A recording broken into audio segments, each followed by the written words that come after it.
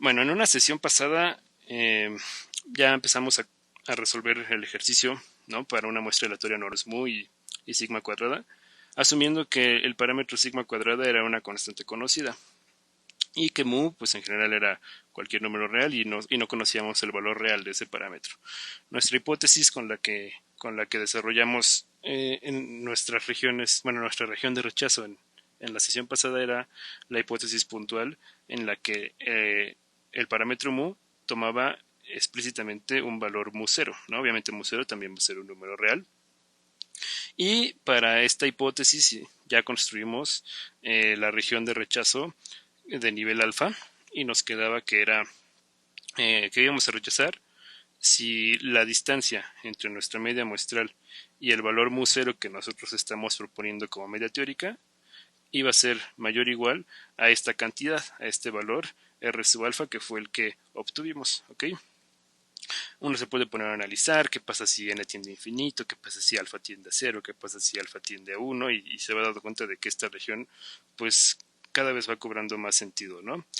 Pero ahora lo que queremos hacer es que utilizando la misma lógica que utilizamos para construir esta región de rechazo que lo hicimos mediante pura intuición, no lo hicimos todavía utilizando ningún método como vendría siendo, por ejemplo, el de cociente de verosimilitudes, todavía no lo hicimos así.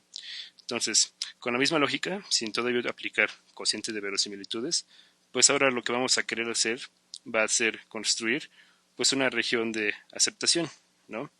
Y en este caso, para la región de aceptación, pues podríamos tener, por ejemplo, que nuestra región de aceptación para cierto nivel beta fueran todas las muestras observables, tales que la distancia entre la media muestral y el valor teórico que nosotros estamos proponiendo para la media en la hipótesis, ahora se quede por debajo de cierto rango.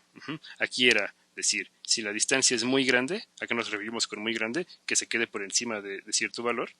Si la distancia es muy grande, vamos a rechazar que pues nuestra media teórica real y nuestra media teórica que estamos proponiendo pues sí coincidan, ¿no?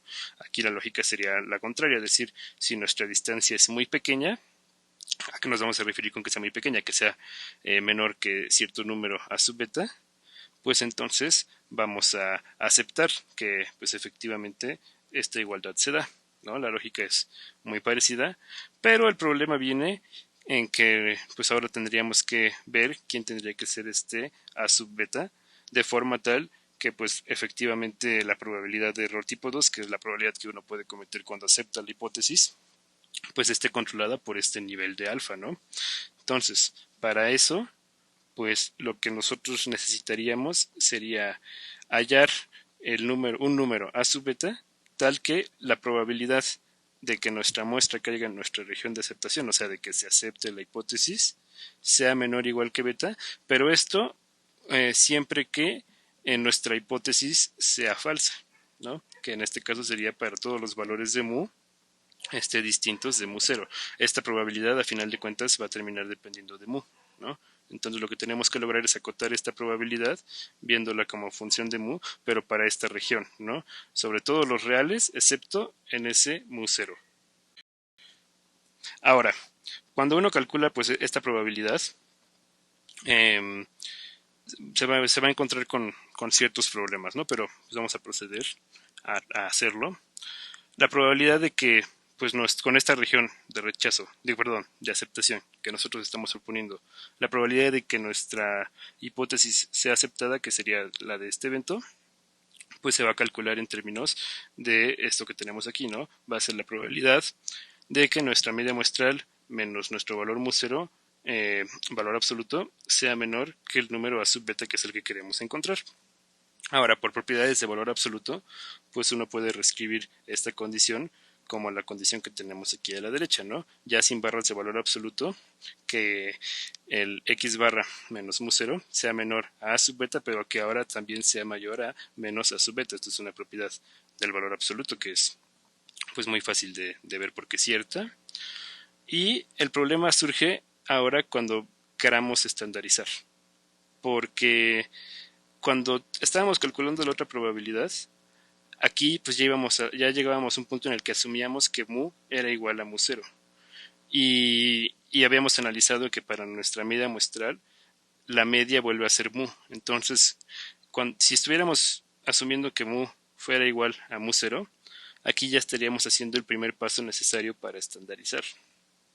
Pero como no sabemos, de hecho, a final de cuentas vamos a querer de alguna manera suponer o por lo menos para estos casos es en los que nos va a interesar, ¿no? Vamos a terminar suponiendo que mu no va a ser mu 0, pues entonces esto no nos estaría ayudando a estandarizar, ¿no? De hecho estaría haciendo pues prácticamente solo, bueno, no lo contrario, pero esto no nos estaría ayudando a estandarizar porque pues esta variable aleatoria no tiene una media que vamos a suponer que es distinta a este valor mu 0, ¿no? Por lo que tenemos aquí arriba.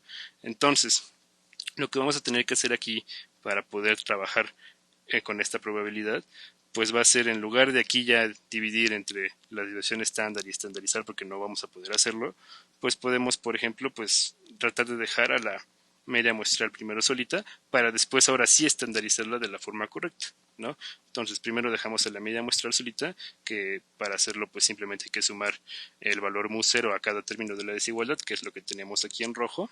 Simplemente sume el valor mu 0, aquí se cancela en medio, ¿no? Ya se queda la media muestral solita.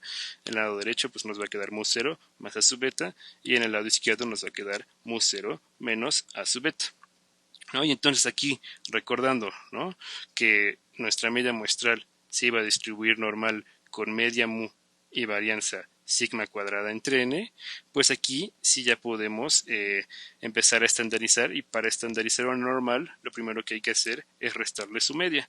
Entonces a cada término de esta desigualdad le vamos a tener que restar la verdadera media de la media muestral, que sería mu, ¿no? Entonces aquí tendríamos x barra menos mu, y a cada uno de estos términos también le tendríamos que restar mu.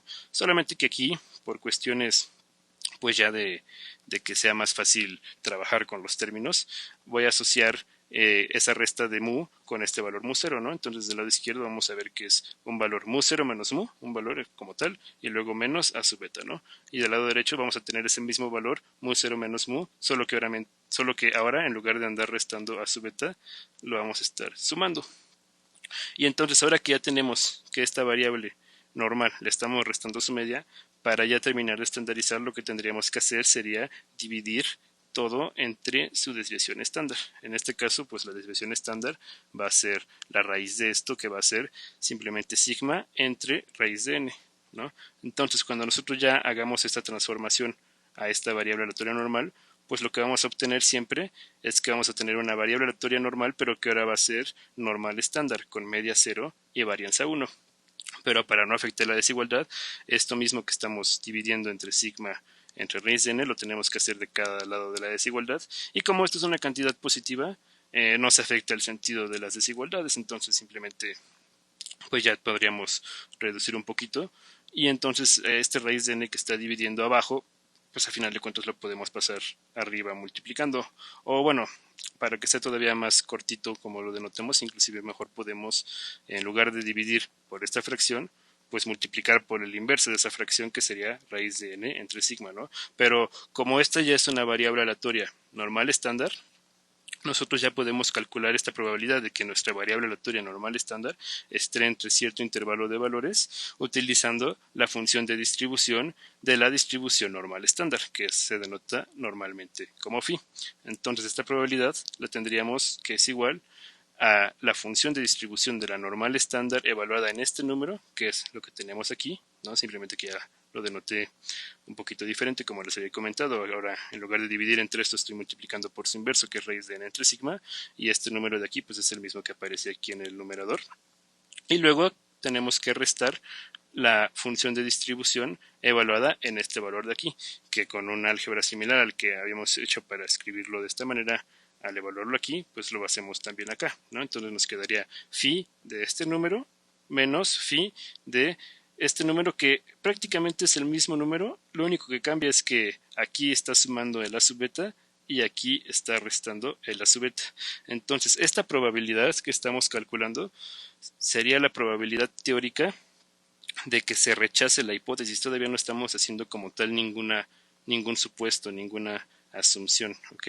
Entonces esto sería, lo que estamos calculando aquí es la probabilidad de que se rechace de que se acepte la hipótesis, ¿no? Sería como la función potencia, pero para aceptar la hipótesis. Entonces, lo que lo que ahora tendríamos que hacer sería esta probabilidad de que se acepte la hipótesis, que es toda esta expresión de aquí, la vamos a tener que pensar como una función que dependa del parámetro mu, porque el parámetro mu es el que no conocemos, ¿no? Ya digamos que la vamos a nombrar una función h de mu, y vamos a tener que analizar eh, cómo se comporta esta h de mu para que entonces podamos asegurar que esta cantidad, esta función h de mu, siempre se quede por debajo del nivel de probabilidad de error tipo 2 que estamos dispuestos a aceptar, que sería beta, pero para los valores de mu cuando mu es distinto de mu 0.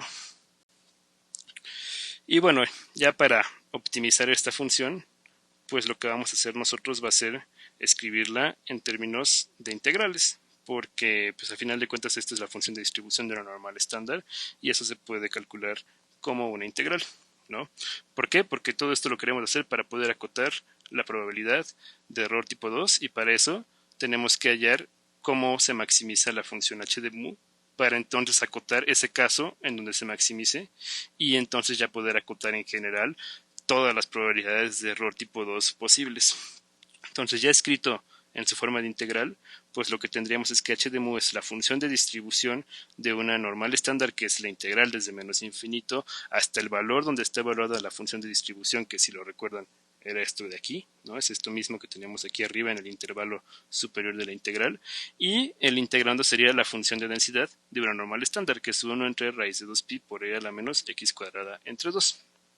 Y luego estábamos restando también la función phi, pero evaluada en este otro valor, que era casi lo mismo, pero en lugar de que el a sub alfa estuviera sumando, estaba restando, ¿no?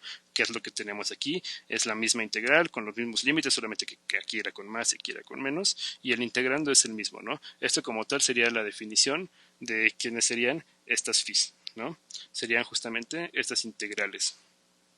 Y entonces si uno quiere ponerse a maximizar funciones, pues uno puede, por ejemplo, intentar derivar estas funciones.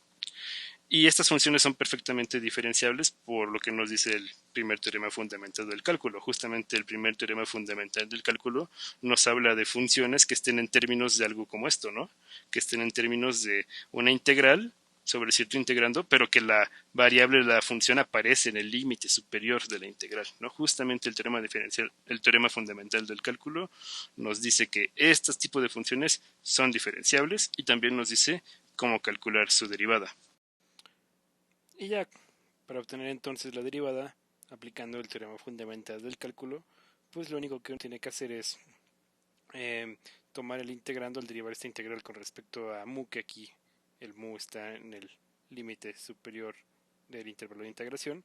Uno simplemente tiene que tomar la función que te define tu integrando y evaluar esa función en, en mu, según lo que dice el teorema, pero pues aquí sería en esta otra expresión que depende de mu, ¿no?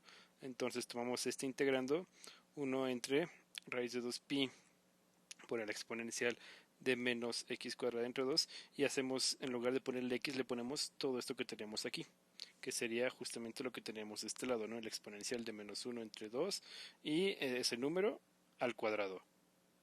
Y luego por la regla de la cadena uno tiene que derivar luego lo que puso adentro del argumento con respecto de mu y multiplicar esa derivada afuera.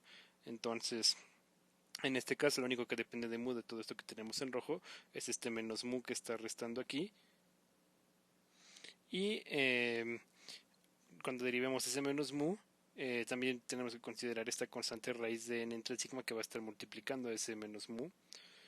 Y entonces nos quedaría que la derivada de raíz de n entre sigma por mu y con el signo negativo sería simplemente esta constante, sacarla también porque la derivada de mu es 1 y con el signo negativo, entonces por eso esto quedó restando.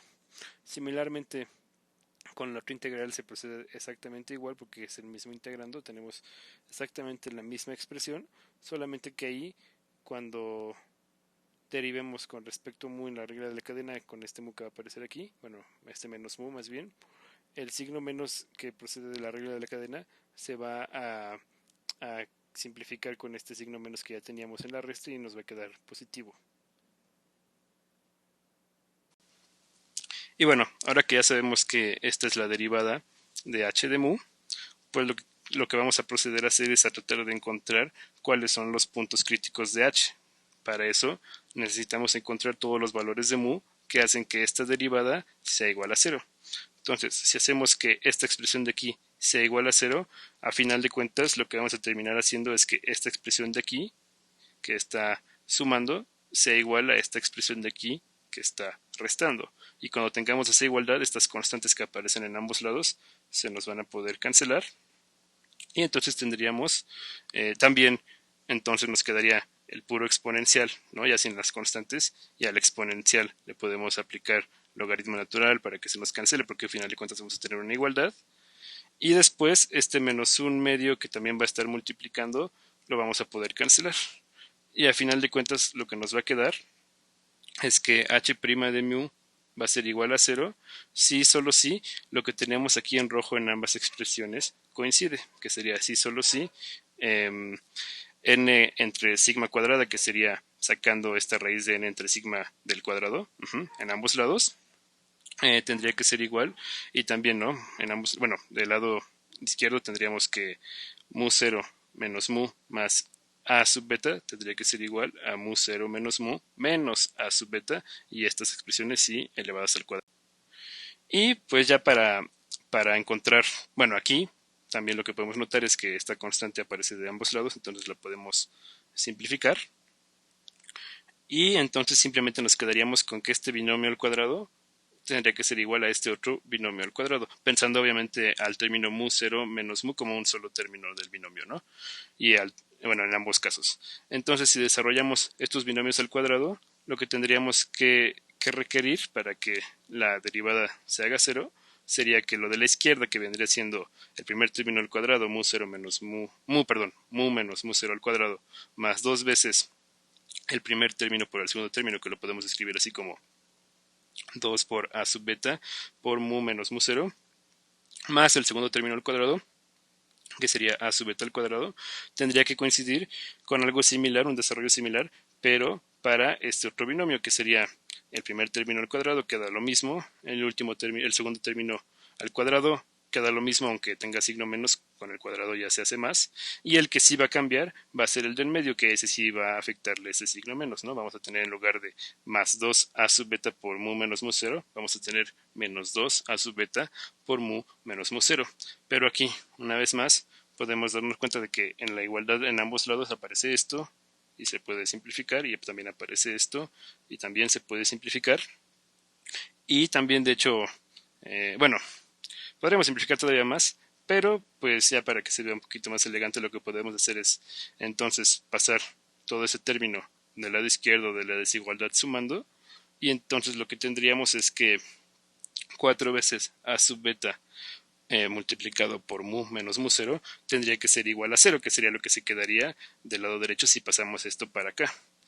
Y para que esto sea igual a 0, pues es un producto, bueno, es un producto de tres factores, ¿no? Para que un producto sea igual a 0, se necesita que alguno de esos factores sea 0. 4 pues no es 0, obviamente. Y también podemos asumir que a sub beta es mayor que 0. ¿Por qué tiene sentido asumir esto? Pues recordemos, ¿no? ¿Cómo era nuestra región de rechazo?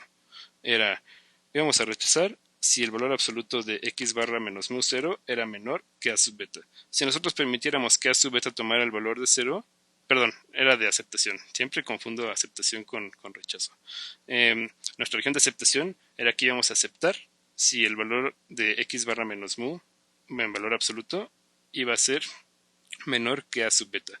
Si nosotros permitiéramos que a sub beta fuera 0, pues nunca vamos a aceptar, porque el valor absoluto nunca va a ser menor que 0, ¿no? Entonces, aquí intrínsecamente estamos diciendo que a sub beta tiene que ser un número, pues, mayor o igual a 0, ¿no? Bueno, mayor estricto que 0, porque aquí tenemos la desigualdad estricta, ¿no? Si no, pues caeríamos en un sinsentido. Entonces, si asumimos eso, que pues, por como estamos construyendo el modelo, tiene todo el sentido del mundo, pues lo único que podría ser cero de este producto sería este último factor, que sería mu menos mu cero. Entonces lo que necesitaríamos sería que mu menos mu cero fuera igual a cero, y eso es equivalente a que mu sea igual a mu cero. Entonces, ¿qué es lo que estamos viendo en todo este análisis? Que esta derivada, esta expresión espantosa que obtuvimos, es igual a cero, sí, solo sí, y eso es importante, sí y solamente sí, mu es igual a mu cero. ¿Y por qué es importante que sea sí, solamente sí? Porque entonces podemos asegurar que h de mu tiene un único punto crítico cuando mu es igual a mu cero. ¿Por qué es único? Porque estamos viendo que esto es un sí, solamente sí, ¿no? Solamente en este caso se puede que esto ocurra. Entonces, como este es el único valor que hace que esta derivada se haga cero, que ustedes lo pueden verificar, ¿no? Que si aquí le sustituyen mu igual a mu cero, esto se hace cero, lo pueden verificar ustedes. Pero más allá de eso, más allá de que estamos viendo que mu igual a mu cero representa un punto crítico, lo que estamos justificando es que es el único punto crítico de esa función. Y con un análisis pues muy similar, se puede justificar que h' de mu es mayor a que cero si solamente si mu es menor que mu cero. Vamos a ver si es cierto. No lo vamos a escribir, pero vamos a ver. Disculpen, hubo un pequeño fallo técnico. Lo que estábamos comentando era que con un análisis similar se puede justificar que estas dos condiciones son ciertas, ¿no? Que para que nuestra derivada sea positiva se necesita que mu sea estrictamente menor al valor mu cero, y que para que nuestra derivada sea negativa se necesita que mu sea un valor estrictamente mayor al valor mu cero. ¿Cómo se justificaría eso? ¿A qué nos referimos que con un análisis similar se puede hacer? Pues a que partimos de aquí, ¿no? Desde aquí partimos.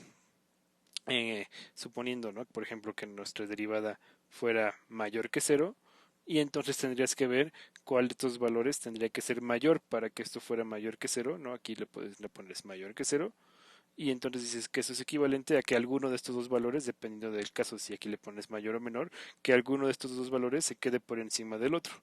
Y ya, ¿no? A eso te define aquí en lugar de la igualdad qué desigualdad pones, si mayor o menor. Y ya sobre esa desigualdad trabajas, y son argumentos pues muy parecidos, prácticamente análogos a los que hicimos nosotros con el caso de igualdades. Eso, esos pasos extras, ¿no? De justificar a detalle por qué estas condiciones son ciertas, pues ya se los dejo a ustedes, más por cuestión de tiempo que otra cosa, pero les digo, es prácticamente análogo a lo que ya hicimos, y se llega justamente a estas condiciones de aquí, ¿no? Que solamente la derivada va a ser positiva si mu se queda por debajo del valor mu cero, si mu es estrictamente menor a mu cero, y solamente la derivada va a ser negativa si mu se queda estrictamente mayor a mu cero, ¿no? Y entre estos tres casos, ¿no? Mu menor que mu cero, mu igual a mu cero y mu mayor a mu cero, pues ya tendríamos cómo se comporta la derivada de la función h de mu sobre todos los números reales. Y entonces, pues, como la derivada, ¿no? Antes de mu es un valor positivo, pues la función h antes de mu va a tener que tener un comportamiento creciente, que es más o menos lo que tenemos aquí en este bosquejo que hice, ¿no? Antes de mu, la función h, que sería esta curva roja, tiene que tener un comportamiento creciente. Luego, justamente cuando mu es igual a mu cero, perdón, antes de mu cero me refería. Luego, cuando mu es igual a mu cero, pues la derivada se hace cero, entonces ahí como que se estanca solamente en ese punto. Y ya después, cuando la variable mu es mayor que el valor mu cero, que sería en esta parte de aquí, la función se hace decreciente porque su derivada es negativa. Entonces, lo que estaríamos justificando al analizar eso es que en el valor mu cero, nuestra función h de mu sí tiene un punto crítico, pero más aún de que sea un punto crítico, tiene un máximo. Y de hecho no es un máximo, es el máximo, porque este es el único punto crítico que tiene esta función. Entonces, en este caso no va a ser un máximo local, va a ser un máximo total. Entonces, podemos asegurar que h de mu alcanza su máximo cuando mu es igual a mu cero. Y entonces, acotando el caso h de mu cero, podemos acotar la probabilidad de error tipo 2 en general para cualquier otro caso. Nosotros estamos particularmente interesados pues justamente en esta región que pinté aquí en verde, ¿no? En todos los reales, excepto en ese punto mu cero, pero pues si acotando el caso de mu0 acotamos de calle el caso para todos los posibles valores de mu, y de hecho es la única forma de lograrlos acotar superiormente porque es el único máximo, pues no nos va a quedar de otra que entonces utilizar este caso para acotar los casos en los que realmente nosotros estamos interesados, que son justamente cuando la variable mu se queda antes de mu0 y cuando la variable mu está después de mu0. Y ya para este fin, pues lo que vamos a querer ya para acotar de jalón todos los casos de posibles probabilidades de error tipo 2, pues vamos a entonces buscar que el peor caso posible, que sería en nuestro contexto como un caso supremo más que un caso máximo, que sería h de mu0, sea menor o igual al valor beta, que es el máximo nivel de probabilidad de error tipo 2 que nosotros estamos dispuestos a aceptar. Entonces, recordamos cómo se definía la función h de mu0, pues simplemente era, antes de ya verla como integrales, simplemente eran estas evaluaciones de phi, ¿no? Y era phi evaluada en raíz de n entre sigma y luego por este número, pero si nosotros ponemos mu igual a mu0, este término de aquí va a quedar mu0 menos mu0 y eso se hace 0 y simplemente nos va a quedar raíz de n entre sigma multiplicado por a sub beta. Y de la misma forma, en esta otra phi que está restando, aquí también este término al evaluarlo en mu igual a mu0, se va a hacer 0 ese término y simplemente nos va a quedar phi de raíz de n entre sigma multiplicado por menos a sub beta. Entonces lo que tendríamos es que h de mu0 serían estas expresiones que tenemos aquí, como lo estábamos especificando, ya evaluada en estos números porque se cancela algo ahí adentro y entonces se simplifica bastante. Y esto es lo que nosotros queremos que sea menor o igual a beta. Ahora, utilizando propiedades de simetría de la distribución normal estándar, nosotros nos podemos dar cuenta, digo, similar a lo que utilizamos en una clase anterior, de hecho, en que este número nosotros lo podemos calcular como 1 menos phi evaluada en ese mismo número, pero ahora con signo positivo, ¿no? Que sería raíz de n entre sigma por a de beta. Esa es una propiedad que tiene la normal, porque es, bueno, la normal estándar, porque es simétrica con respecto al cero. En general, las normales son simétricas con respecto a su media. Se puede hacer algo parecido, pero así de bonito queda solamente cuando la media es cero, ¿ok? Y entonces, pues al utilizar esta propiedad que tiene la normal, uno va a tener que este número va a aparecer restando y luego con este menos va a aparecer sumando y este número de aquí es el mismo número que tenemos acá, entonces nos va a quedar ese número dos veces multiplicado por 2 porque se va a estar sumando dos veces y menos el 1 que va a aparecer de aquí, ¿no? Entonces tenemos este número, tiene que ser menor o igual que el número beta.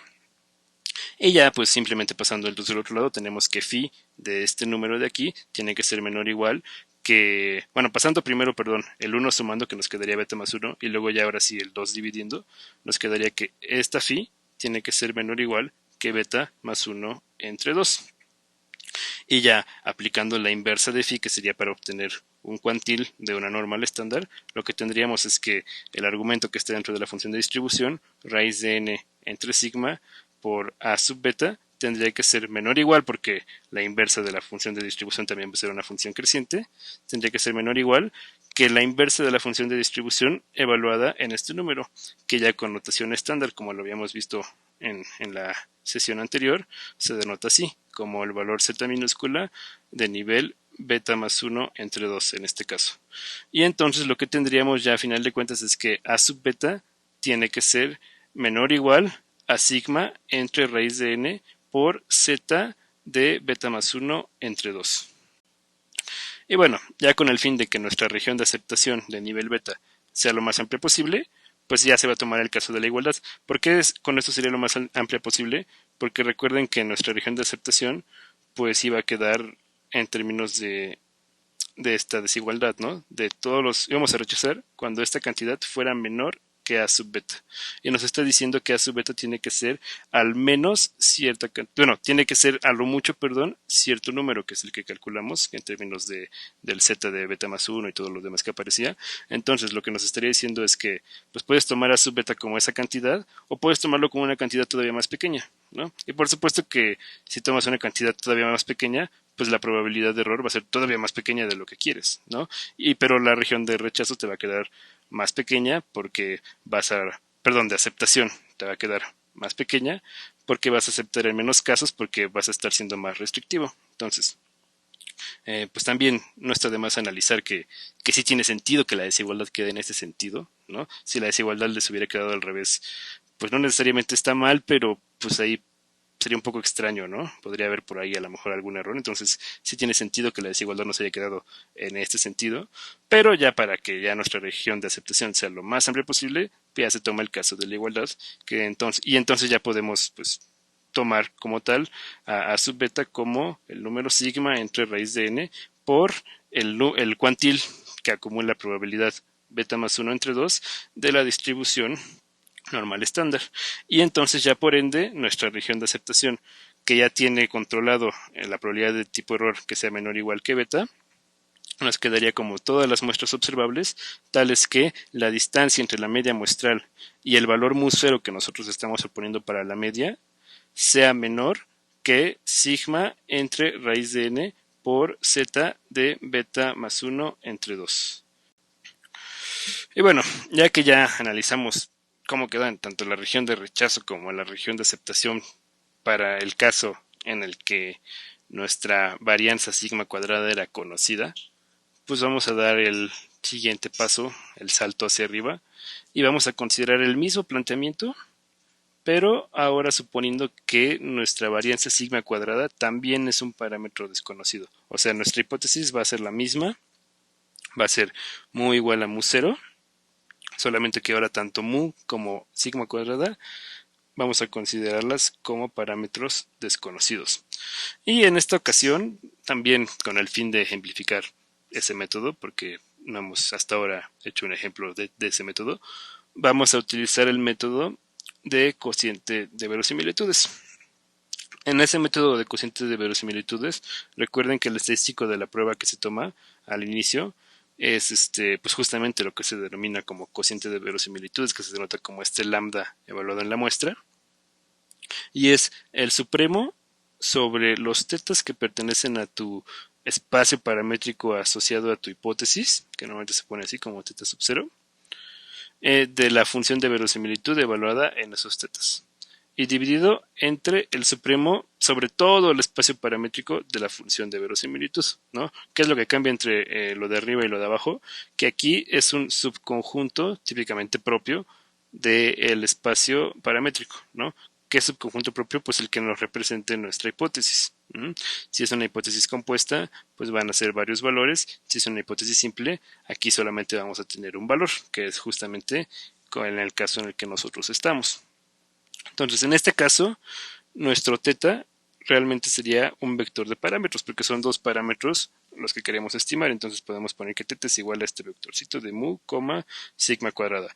Y si este es nuestro parámetro, nuestro espacio paramétrico sería pues un producto cartesiano, ¿no? Primero serían los reales porque son todos los posibles valores que puede tomar nuestra mu, y cruz con los reales positivos que son todos los posibles valores que puede tomar nuestra sigma cuadrada. Y en este caso, en particular, si nuestra hipótesis va a ser, ¿no?, h igual a, bueno, h que sea mu igual a mu0, pues nuestro espacio paramétrico de la hipótesis restringido pues va a ser que justamente el valor de mu sea ese valor mu0, entonces le ponemos este conjunto que solo tiene un elemento, el elemento mu0, pero el valor de sigma cuadrada va a poder seguir siendo cualquier número positivo, entonces nuestro espacio paramétrico de la hipótesis va a ser este conjunto con un solo elemento, cruz con todos los reales positivos. Ahora, vamos a calcular este cociente de verosimilitudes por partes. Primero vamos a calcular lo que está en el denominador, o sea, lo que está aquí abajo. Y para eso, lo que tenemos que hacer es hallar la estimación máxima verosímil para el vector mu, t, donde t sea igual a sigma cuadrada. ¿Por qué hago este como ligero cambio de notación? Porque cuando ya nos pongamos a sacar derivadas parciales y esa clase de cosas, vamos a tener que derivar sobre este valor sigma cuadrada. Entonces, para que no nos confundamos con el cuadrado que aparece aquí, pues simplemente podemos manejarlo como si fuera otra variable, que en este caso la llamaríamos t, cuando sea conveniente, ¿no? No, a veces es conveniente, a veces no es tan conveniente, pero en general vamos a hallar la estimación máxima verosímil para pues este vector, ¿no? Para el vector mu, sigma cuadrada. ¿Y por qué hay que hallar la estimación máxima verosímil? Porque justamente esa estimación es la que al evaluarla en tu verosimilitud te va a arrojar el valor de la verosimilitud que sea lo más grande posible sobre todo el espacio paramétrico. Esa es la idea, esa es la lógica de los estimadores, de las estimaciones máximas verosímiles.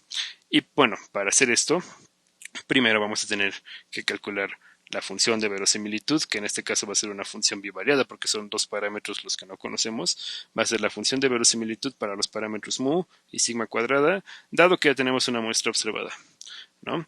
En ese caso, pues lo único que hay que hacer es obtener la función de densidad conjunta de nuestras variables de la muestra, que recordemos eran normales mu sigma cuadrada, y como estamos suponiendo que son independientes, pues simplemente nos va a quedar el producto de las marginales, y cada una de las marginales va a ser la de una normal con estos parámetros, pero obviamente evaluada ya en cada uno de nuestros valores de la muestra, que serían nuestros valores x sub i, y por eso el producto corre sobre esos índices. Entonces simplemente tendríamos que la marginal es 1 entre raíz de 2pi por sigma cuadrada, y luego por el exponencial de menos 1 entre 2 sigma cuadrada por xi menos mu al cuadrado, ¿no? Esto es la densidad de una normal con estos parámetros. Y ya haciendo este producto, pues nos podemos dar cuenta que esta constante se multiplica n veces. Y todo esto lo podemos escribir como 2pi sigma cuadrada elevado a la menos 1 medio. Pero si se multiplica lo mismo n veces, nos va a quedar elevado a la n, entonces simplemente nos queda 2pi sigma cuadrado elevado a la menos n medios. Y el producto al exponencial lo que va a hacer es que va a entrar arriba del exponente como si fuera una suma y nos va a quedar el exponencial de menos 1 entre 2 sigma cuadrada, que la vamos a poder factorizar de la suma porque va a estar en cada uno de estos términos que se van a sumar, y nos va a quedar la suma corriendo desde i igual a 1 hasta n de los valores xi menos mu al cuadrado. Entonces esta sería la expresión de nuestra función de verosimilitud de estos parámetros. Pero ya para maximizarla, para que sea más fácil, podemos definir una función auxiliar que podemos llamarla L minúscula de mu, t. Ahora sí ya le vamos a poner el t en lugar de sigma cuadrada porque ahora sí ya vamos a empezar a derivarla y así, ¿no? Entonces podemos definir nuestra función L minúscula de mu, t como el logaritmo de la función de verosimilitud. ¿Por qué se puede hacer esto y es conveniente? Porque como el logaritmo es una transformación creciente, estrictamente creciente, maximizar esta función va a ser equivalente a maximizar el logaritmo de esa función. Y típicamente se utiliza el logaritmo porque como aparecen muchas cosas multiplicadas, porque pues, a final de cuentas este es un producto, el logaritmo los productos te los transforma en sumas. Y también en este caso va a ser de especial utilidad porque como aparece esta exponencial, pues nos va a ayudar a simplificar todavía más las cosas, y entonces es preferible optimizar muchas veces esta función, el logaritmo de la verosimilitud, que optimizar directamente la verosimilitud. Uno sí se ahorra bastantes pasos algebraicos cuando hace algo así. Ahora, ya de manera explícita, pues cuando nosotros obtengamos el logaritmo de esto, primero vamos a tener esto que está aquí, toda esta constante, multiplicado por esta exponencial. Entonces lo primero que va a hacer el logaritmo va a ser partirnos este producto de dos cosas en una suma, ¿no? Y el primer término, ya cuando le apliquemos logaritmo a esta constante 2pi por sigma cuadrada elevado a la menos n medios, una de las propiedades del logaritmo es que podemos bajar el exponente y sacarlo multiplicando como si fuera una constante.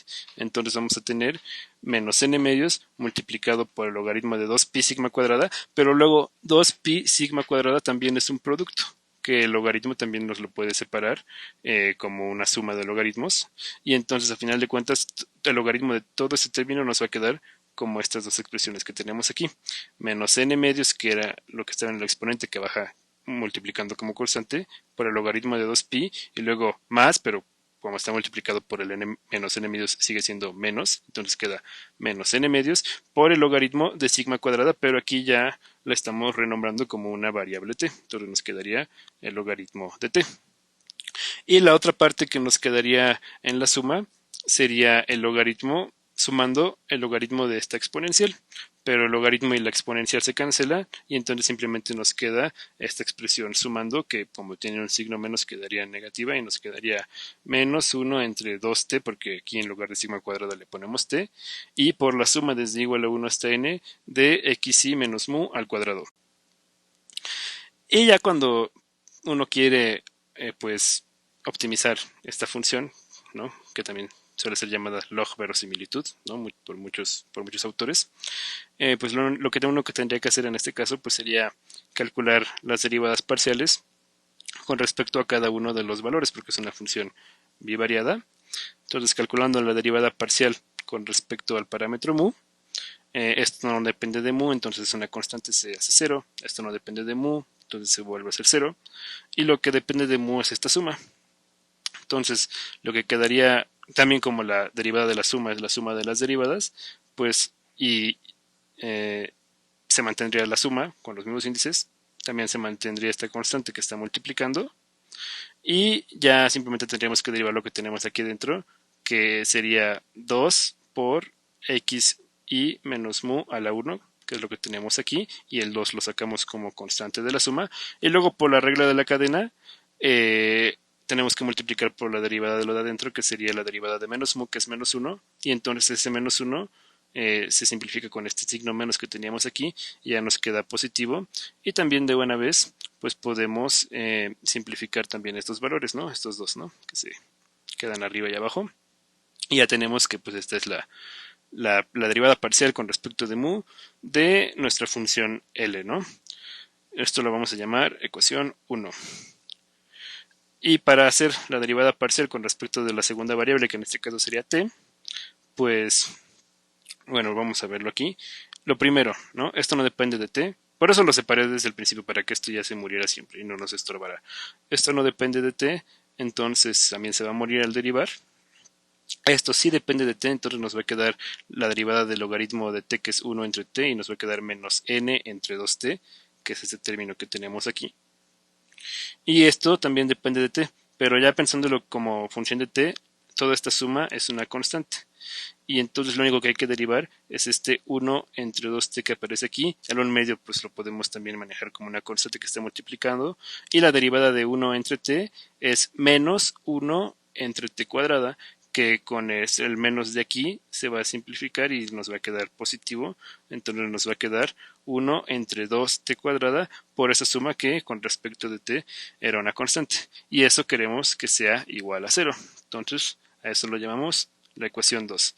Ahora, para poder ver dónde hay puntos críticos de esta función, lo que tenemos que hacer es resolver el sistema 2 por 2 de las ecuaciones 1 y 2, ¿no? Que eran la primera, la derivada parcial con respecto de mu igualada a 0, que era esta expresión de aquí, y la derivada parcial con respecto de t igualada a 0, que era esta expresión de acá. Es un sistema 2 por 2 porque pues tenemos dos ecuaciones y dos incógnitas que serían nuestros valores mu y t. Entonces a priori uno podría esperar que sí tenga solución. Vamos a ver si es cierto. Ahora, de la ecuación 1, pues tenemos 1 entre t multiplicado por esta suma es igual a 0. Lo que podemos obtener automáticamente, si por ejemplo ese 1 entre t lo factorizamos, ¿no? Y lo seguimos manejando como una constante que multiplica, y metemos esta suma, ¿no? Adentro del paréntesis, o sea, hacemos que la suma de la diferencia es como la diferencia de las sumas. Primero tendríamos, por un lado, la suma desde igual a 1 hasta n de las x's. Y luego le restaríamos la suma desde igual a 1 hasta n de mu. Pero como mu no depende de i, simplemente nos va a quedar mu sumada n veces y entonces nos va a quedar n mu. Entonces lo que obtendríamos sería que la suma de las x's menos n mu y todo multiplicado por 1 entre t tendría que ser igual a 0.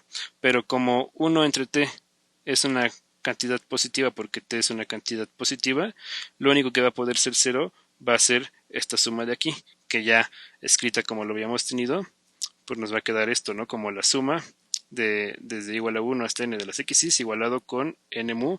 Ah, bueno, y aquí no le había quitado todavía el 1 entre t, pero justamente era el siguiente paso, ¿no? Como el 1 entre t quedaría multiplicando ambos valores, pero como es una cantidad positiva, pues la podemos simplemente quitar, ¿no? No nos afecta. Y ahora sí, lo que tendríamos es que esta suma tendría que ser igual a n mu para que se satisfaga esta condición de aquí.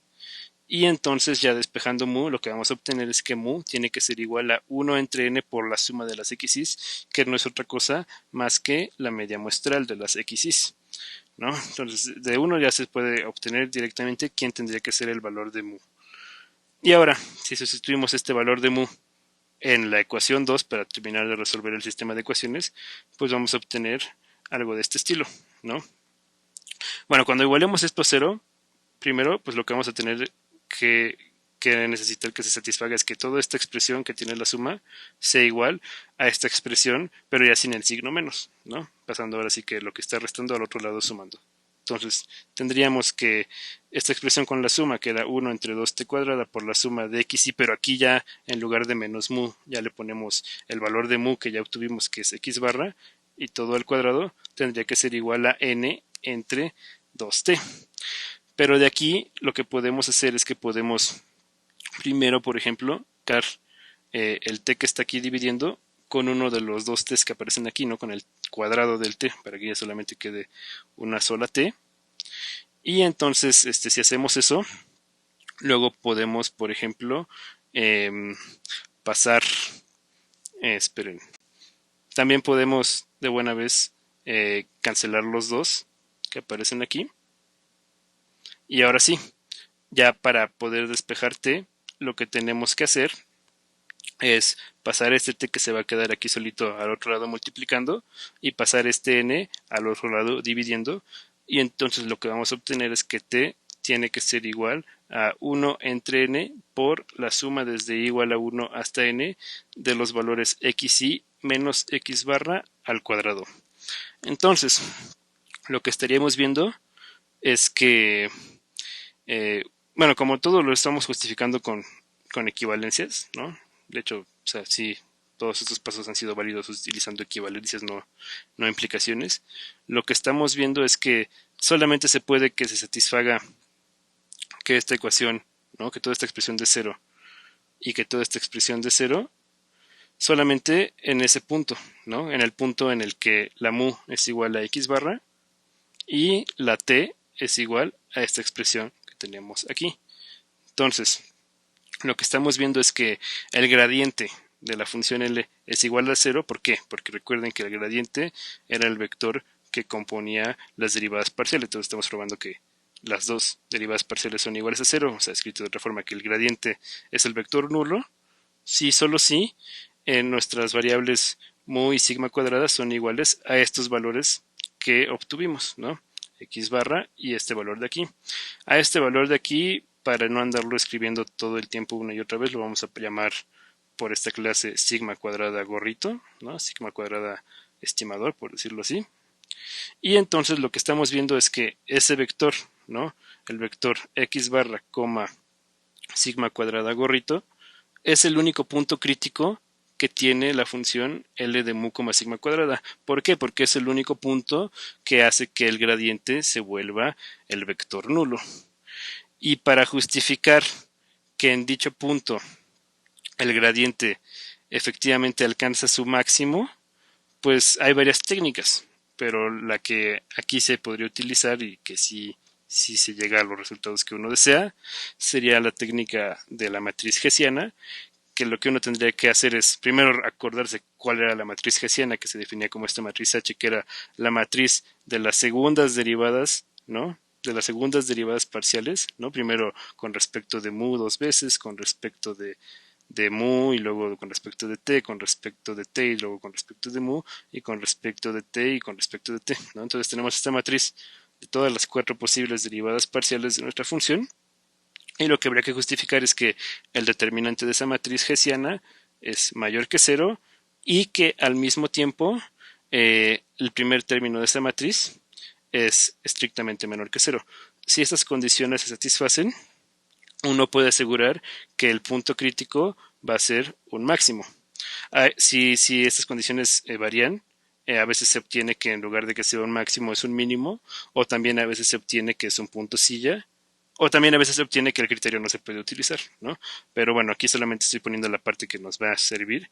Y entonces, para justificar bien que más allá de que este es un punto crítico de la función L, que efectivamente es el máximo de la función L, pues ustedes solamente tendrían que justificar calcular quiénes son las segundas derivadas parciales de la función L que definimos, ver que su determinante efectivamente es positivo y ver que esta derivada parcial en particular es negativa, ¿no? Y ya así podríamos justificar que ese punto crítico, más allá de un punto crítico, es un máximo, y de hecho es el máximo porque es el único punto crítico que va a tener esta función, pero pues por cuestiones más de tiempo que otra cosa, nosotros no nos vamos a poner a verificar estos detalles, vamos a confiar en que esto es un máximo, ustedes lo pueden hacer por su cuenta. Y si ya sabemos que ese punto maximiza a nuestra función L, pues automáticamente también va a maximizar a nuestra verosimilitud, ¿no? Por lo que habíamos comentado de que el logaritmo es una transformación creciente. Y entonces el supremo sobre todo el espacio paramétrico de la función de verosimilitud no va a ser otra cosa que la función de verosimilitud evaluada en esas estimaciones máximo verosímiles que obtuvimos, que eran por un lado para mu x barra y por otro lado el otro numerito que nosotros le pusimos por ahora sigma cuadrada gorro. Y ya sustituyendo estos valores en la expresión que nosotros habíamos calculado para la función de verosimilitud, que era esto de aquí, pues simplemente tendríamos, en lugar de ponerle sigma cuadrada, le ponemos el valor sigma cuadrada gorrito, y en lugar de ponerle mu, le ponemos x barra. Entonces obtendríamos esta expresión de aquí, ¿no? 2pi por sigma cuadrada gorrito a la menos n medios por el exponencial de menos 1 entre 2 sigma cuadrada gorrito por la suma desde igual a 1 hasta n de xi menos x barra al cuadrado. Y pues ya podríamos, por ejemplo, hacer un poquito de simplificación y darnos cuenta que esta suma de xi menos x barra al cuadrado aparece en lo que nosotros definimos como sigma cuadrada gorrito. Lo que definimos como sigma cuadrada gorrito es justamente esa misma suma de ahí, pero multiplicada por 1 entre n. Entonces lo que podemos hacer es esta suma multiplicarla por un n entre n, para entonces tener ahí n veces sigma cuadrada gorrito, que es lo que tenemos aquí escrito, y entonces se va a poder simplificar con el sigma cuadrada gorrito que tenemos abajo, y entonces ya nos quedaría pues una expresión un poquito más amigable, porque solamente tendríamos que el supremo de esta función de verosimilitud va a ser 2pi a la menos n medios por sigma cuadrada gorrito a la menos n medios, que aquí también ya hice la separación, ¿no? ¿Por qué hice esta separación? Porque después cuando hagamos el cociente esta cantidad se nos va a cancelar. Entonces tenemos estos dos términos y luego multiplicado simplemente por el exponencial de menos n medios. Y bueno, ahora que ya obtuvimos este número que sería, ¿no? Este número de aquí que sería el numerador de nuestro cociente de verosimilitudes, lo que tendríamos que obtener sería ahora obtener este era el denominador, lo que quedaba abajo de la fracción. Y ahora lo que tendríamos que obtener sería el numerador de lambda de x, que es nuestro cociente de verosimilitudes. Y para eso, pues uno tendría que hallar la estimación máxima verosímil de sigma cuadrada, pero ya asumiendo que mu es igual a mu cero. ¿Por qué? Porque eso es lo que nos dice nuestra hipótesis, ¿no? O sea, eso ya es lo que nos dice nuestro espacio paramétrico asociado a nuestra hipótesis. Y si uno asume esto, pues mu cero es un valor conocido. Entonces, a final de cuentas, lo que tendría que hacer sería, como si fuera un ejercicio de estadística 1, hallar el estimador máximo verosímil para la varianza de una normal cuando la media es conocida. Y pues no es difícil verificar que esa estimación máxima verosímil de la varianza de una normal cuando la media es conocida nos da 1 entre n por la suma desde igual a 1 hasta n de xi menos el valor que conoces de la media, que en este caso estamos suponiendo que es el valor mu cero, y todo eso elevado al cuadrado. La forma de justificar que esta es la estimación máxima verosímil pues es desde cierto punto similar, ¿no? A lo que nosotros hicimos de sacar las derivadas, igualar a cero, ver si el punto es un máximo, pero obviamente de forma mucho más sencilla, porque pues aquí solamente es para una variable y nosotros lo hicimos para un caso de dos variables. Entonces este caso, si no lo recordaban, pues lo pueden hacer ustedes, ¿no? La justificación por su cuenta es bastante sencillo en comparación con lo que acabamos de hacer.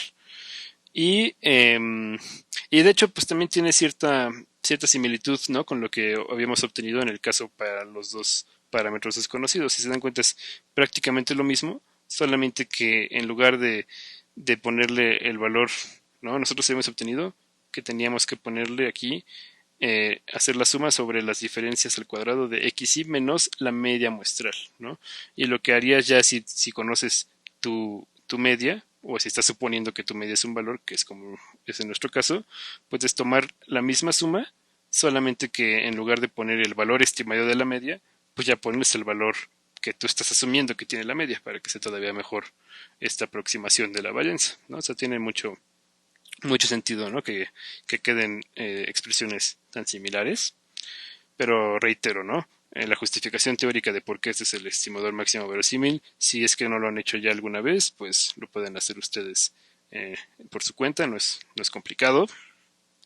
Y entonces, ya sabiendo esto de aquí, pues lo único que tendríamos que hacer para obtener el supremo sobre nuestro espacio paramétrico restringido que representa nuestra hipótesis θ sub 0 de la función de verosimilitud, pues sería considerar a la función de verosimilitud evaluada en mu0. ¿Por qué en mu0? Porque en nuestro espacio paramétrico restringido siempre íbamos a tener que mu iba a ser igual a mu0.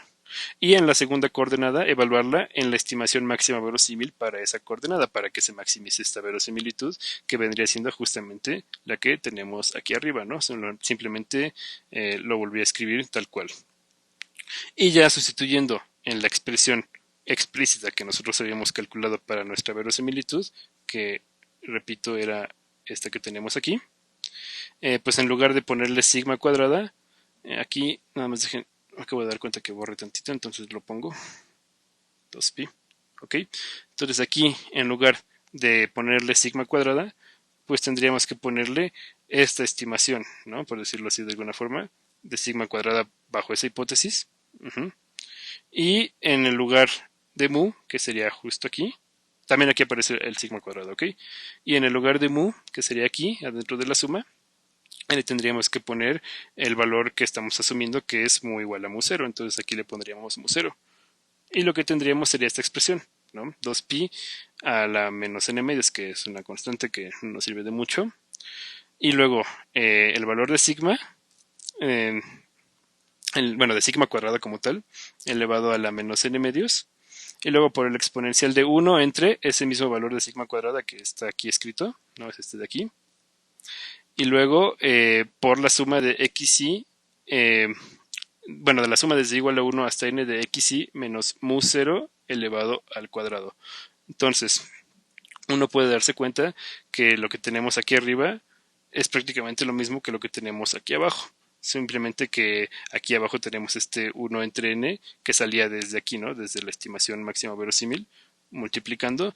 Y este 1 entre n pues lo podemos pasar, bueno, lo podemos pasar como un n que ya esté multiplicando a lo de arriba y extraerlo, ¿no?, sacarlo del paréntesis, y entonces obtendríamos que, bueno, aparecería este número de aquí, ¿no?, menos n medios, y ahí sí ya podríamos simplificar estas sumas que son la misma, y ya obtendríamos que todo este exponencial, que al principio se veía muy agresivo, pues simplemente es el exponencial de menos n medios, y pues esta parte de aquí no le haríamos nada, ¿no? Simplemente nos quedaría esa expresión, 1 entre n por esa suma de los valores xy menos mu0 al cuadrado, y todo a la menos n medios. Que si se dan cuenta, las expresiones tanto del denominador, que era este de aquí, como del numerador, que era este de acá, son muy similares. Ambas tienen esta constante de 2pi a la menos n medios y del exponencial de menos n medios. Ambas las tienen multiplicando, entonces cuando hagamos el cociente, estas constantes se nos van a simplificar. Y por lo tanto, como estas constantes se van a simplificar, cuando ya hagamos el cociente, lo único que vamos a tener va a ser la parte que sobreviva del numerador, que va a ser esta suma de aquí, elevada a la menos n medios, entre la parte que sobreviva del denominador, que era lo que nosotros llamamos sigma cuadrada gorrito, también a la menos n medios. Entonces lo que obtendríamos sería, ¿no?, lo que sobrevivió del numerador entre lo que sobrevivió del denominador. Y como ambos estaban arriba y abajo respectivamente a la menos n medios, pues en general lo podemos poner como un cociente todo elevado a la menos n medios. Y aquí pues simplemente podemos sustituir, que era lo que habíamos obtenido bueno, que era lo que habíamos nosotros llamado, ¿no? A nuestra sigma cuadrada gorrito, que era esta suma de aquí, de las xi menos x barra al cuadrado, multiplicada por 1 entre n. Y al hacer esa sustitución, el 1 entre n de la definición de sigma cuadrado gorrito se va a simplificar con el 1 entre n que aparece aquí arriba y simplemente nos quedaríamos con las sumas. Y también, si queremos que el exponente quede positivo para que se vea mejor, podemos invertir, ¿no?, el orden del numerador y el denominador, cambiar el orden de la fracción, y entonces ya sería equivalente a tenerlo en lugar de menos n medios a la n medios positivo, y ya lo que tendríamos entonces ya de una forma un poquito más compacta, más cerrada de lambda de x sería como la suma desde igual a 1 hasta n de xi menos x barra al cuadrado, que era la que salía de este sigma cuadrada gorrito, entre la suma desde igual a 1 hasta n de xi menos mu 0 al cuadrado, que era la que aparece aquí, y a todo ese cociente elevado a la n medios. Y entonces, ya que sabemos cómo es este cociente de verosimilitudes, que está espantoso aún así, ¿no? Y lo simplificamos bastante, pero aún así quedó una expresión bastante, bastante fea, la verdad.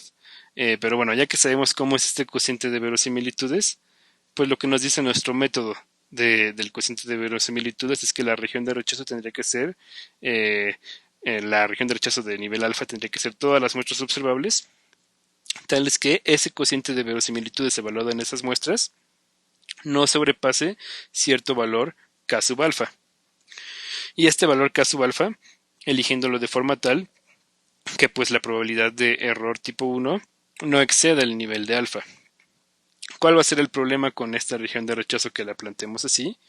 Pues el problema va a ser que tenemos que hallar justamente ese valor k sub alfa, me había faltado el alfa, tenemos que hallar justamente ese valor k sub alfa, pues que satisfaga, que suponiendo que nuestra hipótesis es verdadera, que en este caso suponiendo que mu sea igual a mu 0, se tenga que la probabilidad de que la hipótesis se rechace, que sería de que nuestra muestra aleatoria caiga en nuestra región de rechazo, sea menor o igual a alfa. Y para eso, pues uno tiene que ser capaz de calcular esta probabilidad. Y entonces uno tendría que ya pensar en este lambda de x, pero como una variable aleatoria, y tendría que ser capaz de calcular probabilidades con respecto a esta variable aleatoria, ¿no? Por eso les digo que era una expresión fea. A lo mejor pensándolo como numeritos no se ve tan agresiva, pero ya pensándolo como variables aleatorias está espantoso, porque aquí tenemos una variable aleatoria bien complicada, dividida entre otra variable aleatoria bien complicada y aparte elevada a la n medios, ¿no? Por hoy, hasta aquí la vamos a dejar. O sea, técnicamente, teóricamente, esta región de rechazo es correcta. El problema, pues, es que ya para hallar, ¿no?, tal cual este k sub alfa, pues uno tendría que saber cómo se distribuye esta variable aleatoria, y eso va a ser muy complicado en este caso. Hallar tal cual la distribución de este cociente de verosimilitudes va a ser exageradísimamente complicado en este caso. Para darle la vuelta a ese problema, lo que uno logra hacer después de muchísimo tiempo de análisis es que en lugar de hallar como tal la distribución de este cociente, puede empezar a aplicar algunos trucos algebraicos adentro de aquí para que por ahí metido aquí adentro aparezca de forma entre comillas natural una variable aleatoria que tiene distribución t de student. Y ya con esa variable aleatoria que uno logra hacer aparecer aquí, con distribución t de student, ya uno ya puede empezar a hacer los cálculos de quién tendría que ser este k sub alfa. Pero esos pasos algebraicos que uno tiene que aplicar aquí para que pueda hallar una t de student aquí adentro de alguna forma, son bastante largos, no, no tan complicados, pero que sí no es tan sencillo que a uno se le ocurra por su cuenta. Y pues por supuesto ya no nos daría tiempo de verlos en totalidad el día de hoy, pero justamente esos detalles de cómo hacer que aquí aparezca una variable aleatoria que tiene distribución t de student para ya poder hacer el cálculo de este caso alfa, los vamos a ver con calma en la sesión próxima. Y pues solamente les voy a pedir, ¿no?, para que pues no se sientan tan perdidos en esa sesión, si piensan verla, que antes de ver esa sesión por favor repasen las distribuciones G cuadrada y TED-Student. Si es que no las conocen, pues investiguen de ellas, cómo son, de dónde surgen, y pues, sobre todo que vean pues cómo es su función de densidad, cómo es su función de distribución. Como tal, no vamos a necesitar usar la función de densidad ni la de distribución en la, en la sesión futura, pero no está de más, ¿no? Que se vayan familiarizando con estas dos distribuciones que aparecen muchísimo en estadística porque justamente aparecen muchísimo en pruebas de hipótesis cuando la muestra es normal. De hecho, no lo vamos a hacer, pero uno de los incisos, ¿no? Que vienen en el ejercicio de la tarea, de donde estamos tomando todo este problema de la prueba de hipótesis de la normal, es también hacer pruebas de hipótesis con respecto a la varianza, ya no con respecto a la media. Y cuando uno hace pruebas de hipótesis con respecto a la varianza, aparece naturalmente esta distribución. Aparecen por ahí algunos estadísticos que tienen distribución G cuadrada, ¿no? En el caso en el que uno hace eh, pruebas de hipótesis para la media, la que aparece de forma natural es esta distribución T-de-Student. Pero de alguna forma esta distribución T-de-Student tiene una relación con la distribución G cuadrada. Entonces, sí, no va a ser como tal necesario, porque sí pienso dar primero un muy breve repaso de estas dos distribuciones, pero no estaría de más que por favor sí repasaran un poquito sobre ellas, sobre todo si esta es la primera vez que las escuchan, ¿no? Si no las conocen. Ahí sí, por favor, investiguen un poquito, porque si no la clase que entra sí se les va a hacer bastante pesada.